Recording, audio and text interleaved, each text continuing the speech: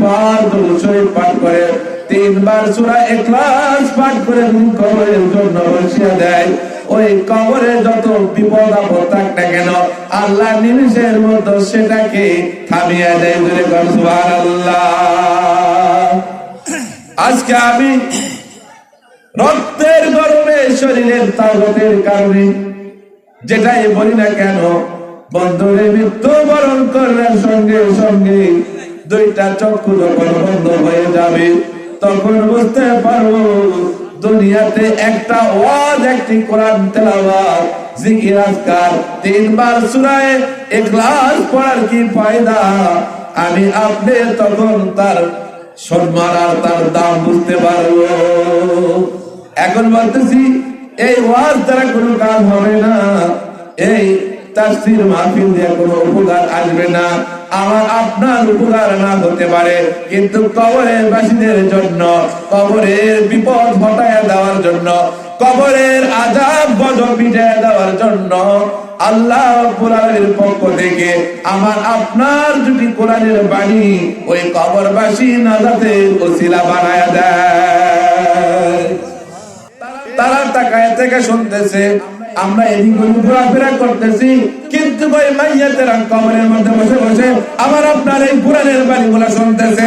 আপনার সন্তান আল্লাহু আকবার বলতেছেন, সুবহানাল্লাহ বলতেছেন, আল্লাহর পক্ষ থেকে আপনার বাবা, আপনার মা, আপনার আত্মীয় স্বজন, আপনার দাদা দাদি, নানা নানি কবরে শুয়ে গেছে, এই সুবহানাল্লাহর একটা সওয়াবের অংশ ওই কবরের বাসীদের জন্য আল্লাহ পাক পাঠায়া দিবে। আপনারা আলোচনা করছিলাম, একটি ছোট্ট আয়াত তেলাওয়াত করেছি, আল মারআতু ইযা সাল্লাত খামসাহা ওয়া সামাত শাহরাহা। আল্লাহর বান্দা বান্দীরা সবচেয়ে দুনিয়ার বুকে বিচরণ করতে গেলে, ও আল্লাহর বান্দারা খেয়াল করো, সবচেয়ে দুনিয়ার বুকে হলো ভোগের বস্তু, সবচেয়ে দামি জিনিস হলো ইমরাতুন সালিহা। দুনিয়া মাতাউন ওয়া খায়রু মাতাইদ দুনিয়া ইমরাতুন সালিহা।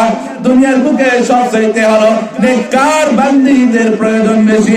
দুনিয়ার বুকে যত আল্লাহ ওলি এসেছে, নবী রাসূল এসেছে, সকলে ওই মায়ের পেট দিয়ে দুনিয়াতে এসেছে। এই জন্য মাদেরকে আল্লাহ ওয়ালা হতে হবে, মাদেরকে নেককার হতে হবে।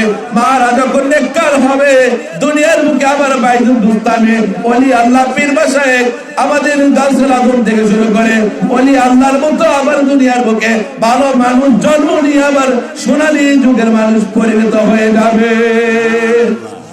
আর আপনি আল্লাহর তরিকা নাই, রাসূলের অনুসরণ নাই, যার কারণে দুনিয়াতে যারা আসতেছে সবগুলা নায়ক নায়িকা মার্কা হইতেছে, ঠিক না বেঠে? আল্লাহর বান্দারা খেয়াল করে রাখেন, সবচেয়ে মার ভূমিকা বেশি।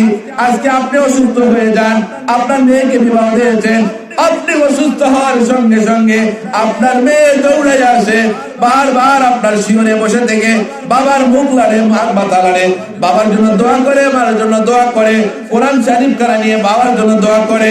আপনার ছেলে কিন্তু ওইরকম আপনার মেয়ের মতো ওই মৃত্যুর শিয়রে বসে বসে অত সময় কখনো দেয় না।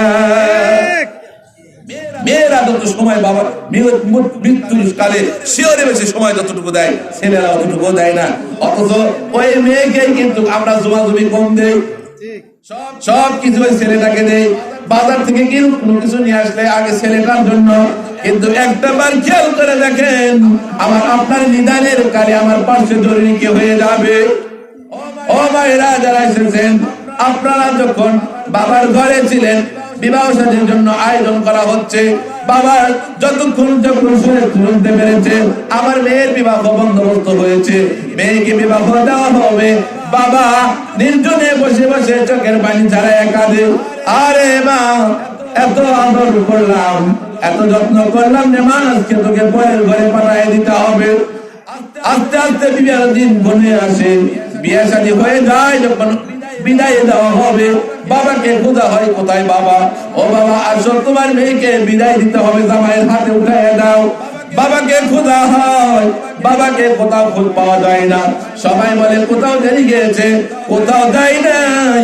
ঘরের উঠানের পাশে বসে বসে বাবার চোখের পানি ছেড়ে দিয়ে ওই মেয়ের বেদনার কাঁদাকাঁদি করে কি করে না?